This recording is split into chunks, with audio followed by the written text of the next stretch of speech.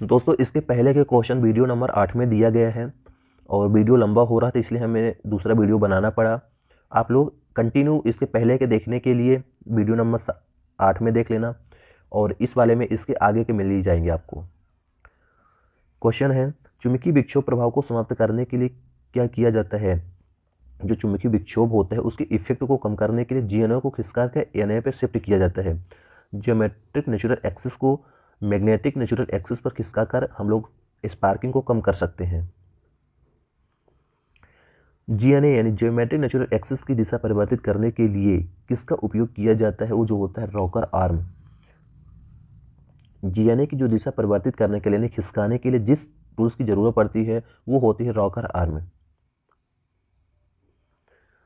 Rocker arm को कौन सी दिशा में घुमाया जाता है, आर्मेचर के घूमने की दिशा में धीरे धीरे, यानी जिस साइड हमारा आर्मेचर घूम रहा है उसी साइड में आगे धीरे धीरे हमारा रॉकर आर्म को भी घुमाएंगे।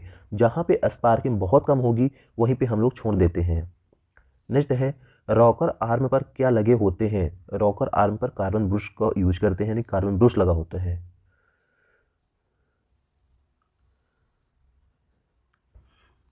दोनों कार्बन ब्रशों को मिलाने वाली काल्पनिक रेखा क्या कहलाती है, जीएनए। जो दो कार्बन ब्रश हम लोग यूज करते हैं, दोनों कार्बन ब्रश को जो मिलाने वाली रेखा होती है जीएनए होती है, जियोमेट्रिक नेचुरल एक्सिस। चुंबक के दोनों ध्रुवों को मिलाने वाली काल्पनिक रेखा को ठीक केंद्र से गुजरने वाली लंबवत काल्पनिक रेखा क्या कहलाती है, MNA, magnetic neutral axis. Generator पूर्ण आउटपुट कब देता है, जब हमारा जनरेटर कंप्लीट बिजली ईएमएफ कब बनाने लगता है, कब, जब जीएनए व एमएनए एक ही दिशा में होते हैं उसी टाइम पे हमारा जनरेटर आउटपुट 100% बनाना चालू कर देता है। जनरेटर में चुंबकीय विक्षोभ प्रभाव होने से क्या क्या प्रभाव पड़ते हैं। जो जनरेटर होता है उसमें चुंबकीय विक्षोभ प्रभाव पड़ने से पहला है मुख्य फ्लक्स की एक समानता नष्ट हो जाती है। दूसरा है मुख्य पोल पर विचुंबकन प्रभाव पैदा हो जाता है। तीसरा है जनरेटर द्वारा पैदा किया गया विद्युत वाहक बल का मान घट जाता है। चौथा, जनरेटर पूर्ण आउटपुट नहीं देगा। और पांचवा नंबर है जीएनए खिसक जाने के कारण कार्बन ब्रशों पर स्पार्किंग होने लगती है। यही 4 से 5 हमारे जनरेटर में चुंबकीय विक्षोभ प्रभाव होने से प्रभाव आते हैं। एक बार और रिपीट कर देते हैं, जो जनरेटर में चुंबकीय विक्षोभ प्रभाव होने से क्या क्या इफेक्ट आ सकते हैं, क्या क्या प्रभाव हो सकते हैं। पहला यही है मुख्य फ्लक्स की एक समानता नष्ट हो जाती है। दूसरा है मुख्य पोल विचुंबकन प्रभाव पैदा हो जाता है। तीसरा, जनरेटर द्वारा पैदा किया गया विद्युत वाहक बल का मान घट जाता है। चौथा है जनरेटर पूर्ण आउटपुट नहीं देगा। लास्ट है जीएनए खिसक जाने के कारण, यानी ज्योमेट्रिक नेचुरल एक्सिस खिसक जाने के कारण कार्बन ब्रशों पर स्पार्किंग होने लगती है। यही होता है चुंबकीय विक्षोभ प्रभाव से इफेक्ट। अब यहाँ पे देख लेते हैं डीमैग्नेटाइजन इफेक्ट, यानी विचुंबकन प्रभाव। विचुंबकन प्रभाव पहला कह रहा है आर्मेचर फ्लक्स के द्वारा मुख्य फ्लक्स को विचुंबकित करना क्या कहलाता है, विचुंबकन प्रभाव कहलाता है, डीमैग्नेटाइज इफेक्ट। दूसरा कह रहा है विचुंबकन प्रभाव को नष्ट करने के लिए क्या किया जाता है, कंपनसेटिंग बाइंडिंग की जाती है। यानी जो विचुंबकन प्रभाव होता है उसको हम नष्ट करने के लिए कंपनसेटिंग बाइंडिंग को लगाकर कम कर सकते हैं इफेक्ट को।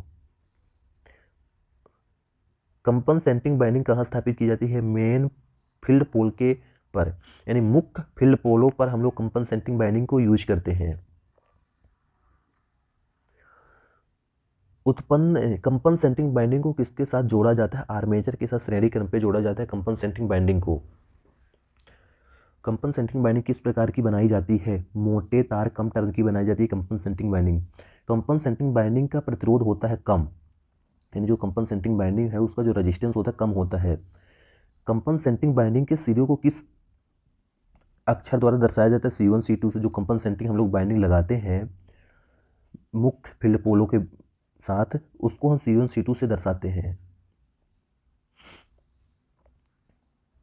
अगला है कंपनसेटिंग बाइंडिंग करने का मुख्य उद्देश्य क्या है, आर्मेचर फ्लक्स को कम करना। जो आर्मेचर रिएक्शन होता है आर्मेचर फ्लक्स को कम करने के लिए हम लोग कंपनसेटिंग बाइंडिंग का यूज करते हैं। तीसरा है, नेक्स्ट है कंपनसेटिंग बाइंडिंग में बनाने वाला फ्लक्स कार्य कहलाता है आर्मेचर कॉइल के विपरीत दिशा में। जो कंपनसेटिंग बाइंडिंग में जो फ्लक्स बनता है, प्रोड्यूस होता है, वो आर्मेचर फ्लक्स की विपरीत दिशा में फ्लक्स बनता है।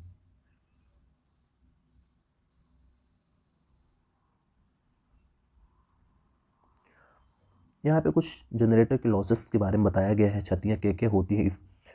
और पहली होती है ताम्र क्षति यानी कॉपर लॉस होता है, दूसरा होता है आयरन लॉस होता है, तीसरा होता है मैकेनिकल लॉस। 3 टाइप के हमारे जनरेटर पे लॉसेस होते हैं, ताम्र क्षति, लौह क्षति, यांत्रिक क्षति। Copper loss, iron loss, mechanical loss, 3 loss होते हैं। अब तीनों लॉसेस को आगे देख लेते हैं। पहले आर्मेचर कॉपर लॉस में पहले आर्मेचर लॉस और फील्ड लॉस, दोनों में बाइंडिंग होती है कॉपर की, इसलिए कॉपर लॉस यहाँ पे होता है।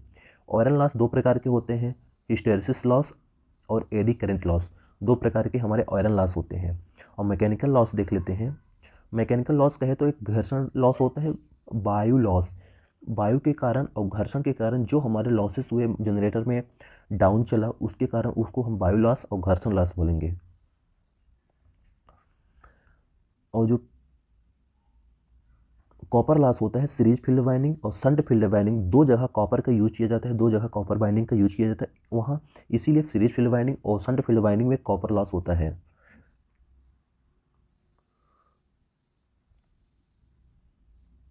नेक्स्ट कह रहा है डीसी मशीनों में सर्वाधिक लॉस कौन सा होता है, आर्मेचर लॉस और shunt field loss. Armature loss होता है 30 से 40% होता है, शंट फील्ड लॉस 25 से 30% होता है। शंट फील्ड लॉसेस 25 से 30%, जो आर्मेचर लॉस होता है तो 30 से 40% लॉस होता है। नेक्स्ट बोला डीसी मशीन पे लौह क्षतियाँ, डीसी जो मशीन होती है लौह क्षतियाँ यानी आयरन लॉस तथा यांत्रिक क्षति मैकेनिकल लॉस किस प्रकार का लॉस है, वो होता है स्थिर लॉस या नियत लॉस बोल सकते हैं। यानी जो आयरन लॉस होता है, आयरन लॉस फिक्स लॉस होता है, स्थिर लॉस बोल सकते हैं, कांस्टेंट लॉस बोल सकते हैं। नेक्स्ट है डीसी मशीनों में ताम्र लॉस यानी कॉपर लॉस का कौन सा लॉस स्थिर लॉस माना जाता है। जो डीसी में शंट फील्ड लॉसेस होते हैं उसको हम लोग कॉपर लॉस में से कांस्टेंट लॉस मानते हैं। डीसी मशीनों में लौह क्षति यानी आयरन लॉस मुख्य रूप से किस पर निर्भर करती हैं। जो आयरन लॉसेस होती हैं मेन उनका फ्रीक्वेंसी पर डिपेंड करता है।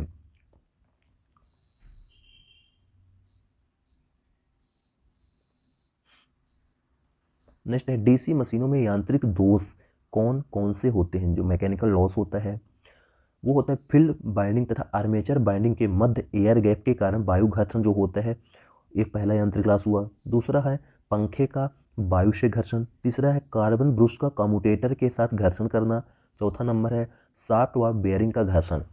4 लॉसेस हैं जिनके कारण हमारा जनरेटर में मैकेनिकल लॉस या यांत्रिक लॉस बोल सकते हैं होता है।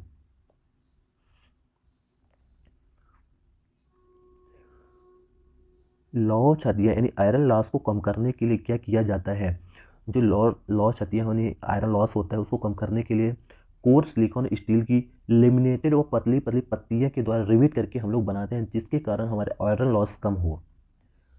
हिस्टैरिसीस लॉस यानी सैथिल हानि को कम करने के लिए क्या किया जाता है, कोर सिलिकॉन स्टील की बनाई जाती है। यानी हिस्टैरिसीस जो लॉसेस होते हैं उनको कम करने के लिए जो कोर होती है आर्मेचर कोर, उनको हम लोग सिलिकॉन स्टील की बनाते हैं।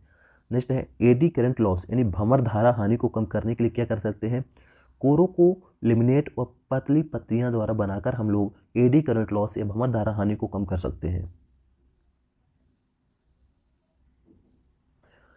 डीसी मशीनों में कॉपर लॉस यानी ताम्र हानि कहाँ कहाँ होता है।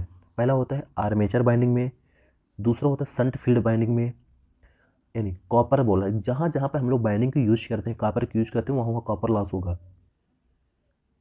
पहला यही है आर्मेचर बाइंडिंग लॉस, दूसरा है शंट फील्ड बाइंडिंग लॉस, तीसरा है सीरीज फील्ड बाइंडिंग में, चौथा इंटरपोल बाइंडिंग में, पांचवा है कंपनसेटिंग बाइंडिंग में, पांचवा नंबर कार्बन ब्रशों में, छठवां नंबर कम्यूटेटर व पिगटेल में।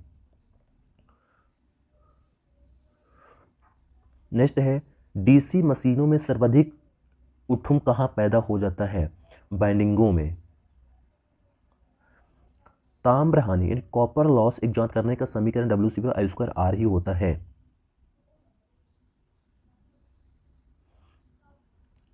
ताम्र हानि कॉपर हानि कॉपर लॉस को कम करने के लिए क्या किया जाता है, पहले कॉपर तांबे की बाइंडिंग प्रयोग करते हैं कूलिंग व्यवस्था करके, यानी हम कूलिंग का व्यवस्था करके हम लोग कॉपर लॉस को कम कर सकते हैं। सबसे अच्छा बात है कॉपर को यूज करके हम लोग कॉपर बाइंडिंग का कॉपर लॉस कम कर सकते हैं। नेक्स्ट है लॉ क्षति यानी आयरन लॉस तथा यांत्रिक क्षति मैकेनिकल लॉस का योगफल क्या होता है। आयरन लॉस और मैकेनिकल क्षति का योगफल स्ट्रेट क्षति कहलाती है।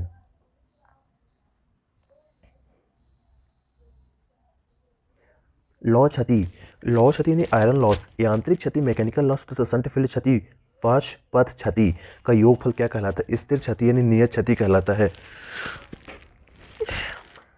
नेक्स्ट है आर्मेचर क्षति तथा सीरीज फील्ड क्षति का योगफल क्या कहलाता है।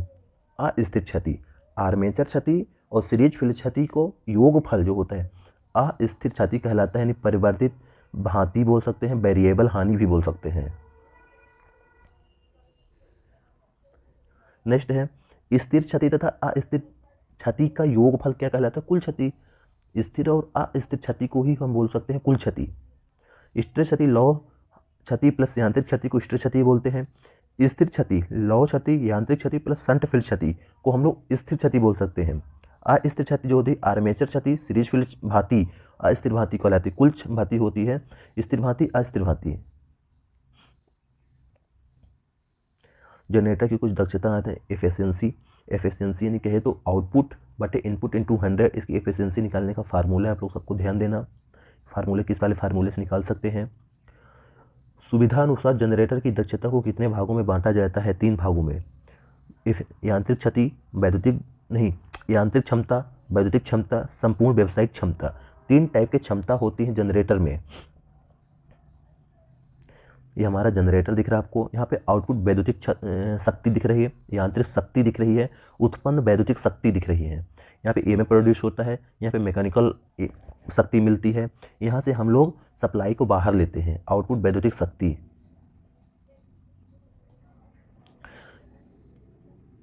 इसको सॉफ्ट बोल सकते हैं, टर्मिनल बॉक्स इसको बोलते हैं, और ईएमएफ जहाँ पे आर्मेचर प्रोड्यूस होता है इसको हम लोग आर्मेचर ही बोलेंगे। अब देखते हैं यांत्रिक दक्षता। यांत्रिक दक्षता जो होती है उत्पन्न वैद्युतिक शक्ति बटे इनपुट यांत्रिक शक्ति। हमारी जो यांत्रिक दक्षता ये बताता है कि हमारा बिजली कितनी बनी और हमने कितना पावर से उसको मैकेनिकल शक्ति दिया था। मल्टीप्लाई 100 कर देंगे तो हमारी यांत्रिक शक्ति निकल जाएगी।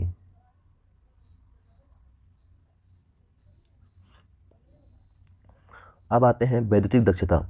वैद्युतिक दक्षता ये कह रहा है कि आउटपुट वैद्युतिक शक्ति, हमारे जो आउटपुट में कितना इलेक्ट्रिकल पावर मिल रहा है और हम लोग उत्पन्न कितना कर रहे हैं वैद्युतिक शक्ति, वही होती है वैद्युतिक दक्षता।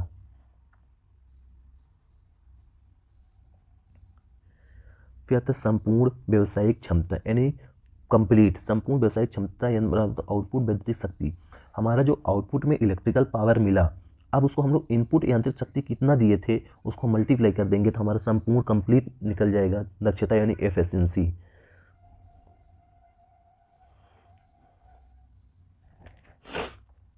कंप्लीट हो गया हमारा जनरेटर का चैप्टर। डीसी जनरेटर की दक्षता कितनी परसेंटेज होती है। डीसी जनरेटर होती है उसकी जो दक्षता होती है 80 से 85% होती है। जनरेटर की क्षमता किसमें व्यक्त की जाती है, किलोवाट में। सबको मालूम हो किलोवाट में हम लोग जनरेटर की दक्षता यानी क्षमता व्यक्त करते हैं। नेक्स्ट है जनरेटर उच्चतम दक्षता पर कार्य कब करता है। स्थिर भांति अस्थिर भांति के मान बराबर हो जाए तो उस टाइम पे हमारा जनरेटर अच्छे से वर्क करता है। दोस्तों जनरेटर का चैप्टर ख़त्म हो गया है कंप्लीट। 8 से 10 वीडियो बने जिसमें से हमारा आपका जनरेटर बहुत अच्छे से कंप्लीट करवाया होंगे, कवर हुआ होगा। आप लोग ज़रूर देख लेना। यदि नोट्स में कहीं भी प्रॉब्लम होगी तो कमेंट ज़रूर कर देना।